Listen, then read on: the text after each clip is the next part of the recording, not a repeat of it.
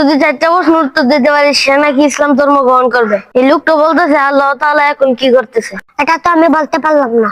তাহলে বাকিগুলো উত্তর দিতে পারবেন না? ভাই আমি দিতে পারবো।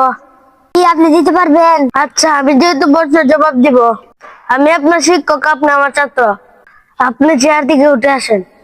আচ্ছা ঠিক আছে। আমার প্রথম প্রশ্ন হলো, আল্লাহ তাআলা এখন কি করছেন?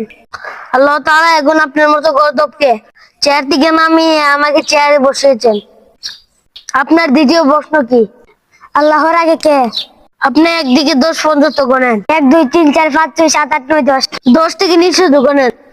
9 5 3 0। কি হলো, শূন্যর পর আর বলছেন না কেন? শূন্যের পর আর কোনো সংখ্যা নেই, তাহলে কিভাবে বলবো? সামান্য সংখ্যার আগে কি আছে এটা যদি না বলতে পারে, তাহলে আল্লাহ তাআলার আগে কি আছে এটা আপনি কি করে বের করবেন? আল্লাহ তাআলার সাথে রাসূল সাল্লাল্লাহু আলাইহি ওয়াসাল্লাম আকাশের কোন দরজা দিয়ে সাক্ষাৎ করতে গেছিল? এই নিমটি 30 দিন পর বাচ্চা ফুটলে কোন দিক দিয়ে বের হবে? মুরগি যে দিক দিয়ে ফুটা করবে এই দিক দিয়ে বের হবে। মুরগি কোন দিক দিয়ে ফুটা করবে বলুন? সেটা আমি কিভাবে বলবো? ঠিক তেমনি ভাবে আল্লাহ তাআলা তার বন্ধুকে আকাশের কোন দরজা দিয়ে মেরাজে গিয়েছেন সেটা তার ব্যক্তিগত কাজ।